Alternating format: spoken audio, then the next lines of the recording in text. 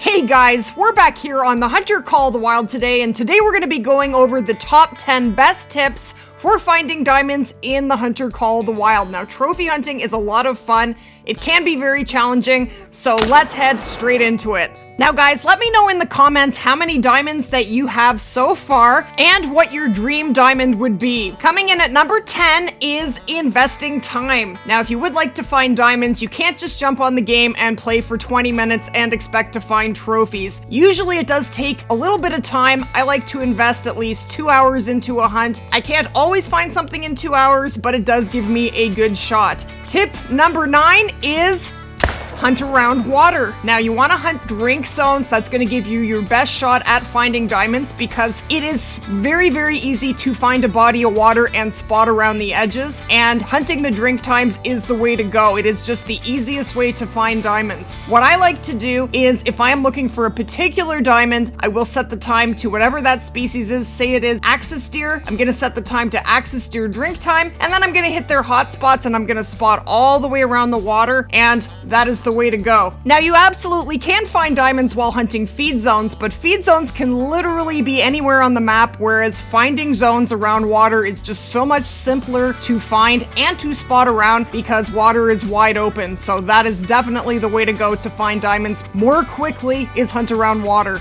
Tip number 8 is to know your max levels. Now, animals don't necessarily have to be max level to be a diamond, but knowing your max levels is very important. Now, most deer go to level 5, but there are always exceptions to the rule. Roe deer, whitetail, and musk deer go to level 3, and red deer go to level 9. Now, most animals that go to level 5 can make diamond at level 4 and level 5, and finding a max level animal does not guarantee you a diamond. They can still troll you, and what a troll actually is it is a max level animal that has a trophy rating that is just short of what is required for diamond. So for example, if this turkey were a level 3 but he scored 4.58, he would be a troll. Now, another thing that is very important to do is knowing how to identify a diamond potential animal, and to do this, you basically need to know what the diamond trophy rating is of the species that you're hunting, and to look that up, you don't have to memorize them. I don't have them all memorized, but simply you can just go into my Discord and check really quick. So this is my Discord, guys. I will leave the link to my Discord below the video if you would like to join. Would love to have you. I try to make my Discord a great reference for you guys. So just click on the Discord, go to the very bottom channel, which is all species info. Click on here, and I do have a map. Now, I didn't create these. A special shout out to Tokyo for creating these for us. I do post them in here and I try to keep them updated. So for example, when I click here on Rev on Thule Coast, all 19 species are here. Pretty crazy, right? And in here, you will find everything you need to know to hunt. We have the species, the class, the max level, their diamond trophy rating. So that's what you're looking for right there. Max weights, all of their feed, rest, and drink times, collars, common, rare, and very rare fur variations. So everything you need to know is in here, and we have it for every single map in the game. Okay, so say we're hunting for whitetail. You just simply go in here to Leighton Lakes or any map that has whitetail and look up their diamond trophy rating. So for whitetail, and actually I think it is now 255.09 or something like that. There is a decimal now, but around 255 is what we're looking for. So if you do find a level 2 whitetail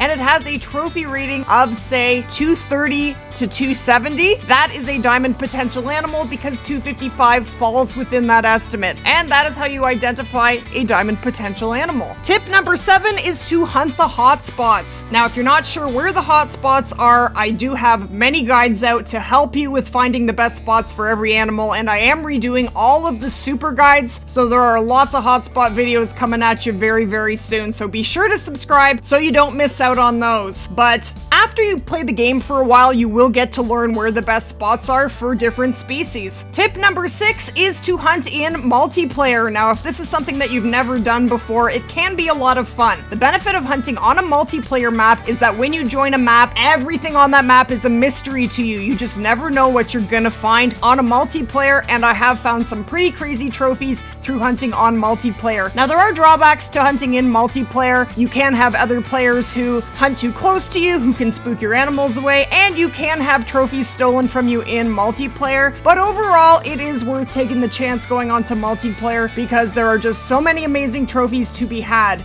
Tip number 5 is to farm your own diamonds. Now, to farm your own diamonds, guys, what you basically want to do is search out all of your drink zones for whatever species you're doing a grind for.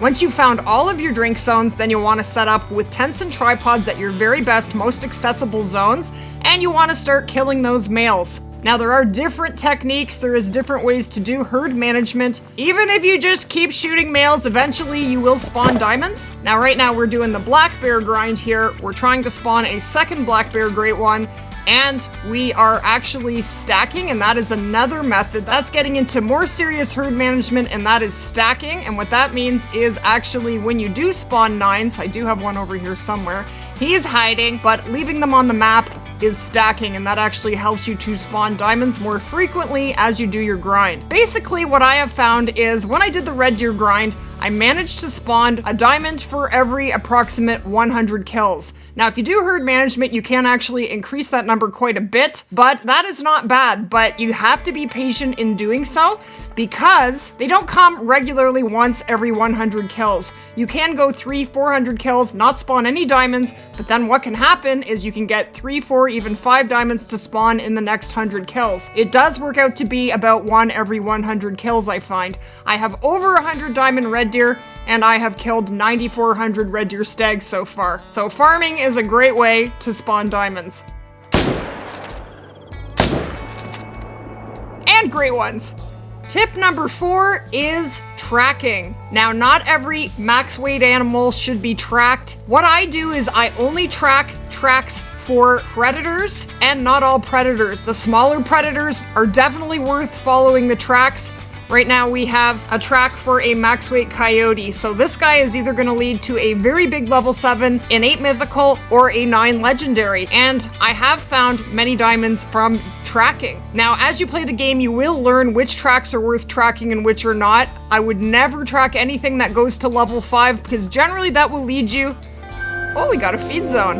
Look at that. Tracking anything that goes to level 5 will lead you to a level 3, 4, or 5, so it is just not worth your time. But species I would track include coyotes, jackals, foxes. I have found several diamond red fox from tracks. I think I found 3 out of my 4 from tracks, and that's pretty lucky. Now, most of the time it isn't going to lead you to a 9, but I would say if you follow 4 or 5 tracks, one of them will eventually lead you to a diamond, and they are definitely worth tracking. And I'm hoping this track is going to lead me to a 9 legendary diamond coyote. We will have to wait and see.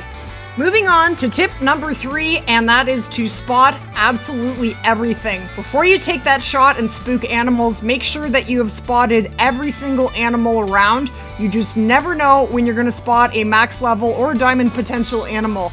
And that is a really, really important tip. Spotting everything is a really great habit to get into, and it will ensure that you don't miss out on any potential diamonds. So you're looking for max levels first, and after that, you're looking for anything that might be diamond potential. Now, the next tip, number 2, is to hunt where no one else has hunted. Now, basically what that means is if you are jumping on a multiplayer, you might want to jump onto a map that is fairly new. Maybe a map from a low-level host that has never hunted the map. But basically, as I have mentioned before, brand new maps come with diamonds and rares on the map. No brand new map has no trophies on it.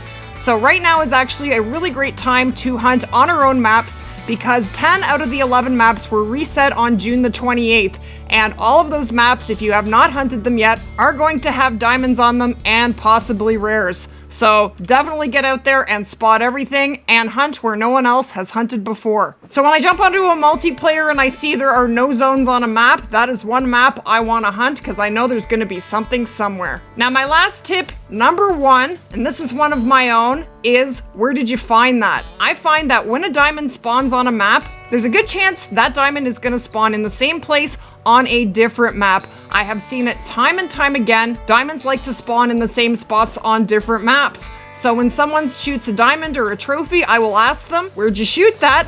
And in my mind, I will keep that spot as a hotspot. That is somewhere I will check in the future because there is a good chance a diamond will show up in that spot once again. Now let's talk about the easiest diamonds in the game. That's a good place to start.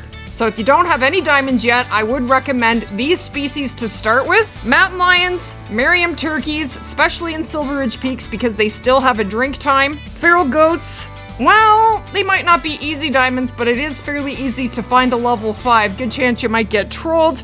Ibex are fairly easy diamonds, and they do go diamond at level 4 quite regularly, and level 5. And cinnamon teal are also very, very common diamonds. Head over to Parque Fernando and spot every single duck in every lake, and you will eventually find a level 3 cinnamon teal. Now, my last tip, and this is an important one, is don't wear a backpack. Backpacks, it doesn't look like they give a lot of spook, but they do. You will actually spook diamond potential animals before you even know they're there, and you won't even know that you're missing out. Diamond potential animals are the first to spook, the last to show up. They have the highest artificial intelligence, so I really highly recommend that you don't wear a backpack. Now, if you would like to take one off, just go to your storage, go here to character, and I don't even own any backpacks, but this is where you turn it off. Get rid of that backpack. If you do want to carry extra space, what you want is the pack mule skill. This skill will give you 3 extra kilograms of space without making any additional noise and will not stop you from getting diamonds. So there you have it, guys. I really hope that helps you to put more diamonds in your lodge, and I hope you did enjoy the video. If you did, guys, smash that like button, and we will definitely see you guys in the next one. Take care, guys.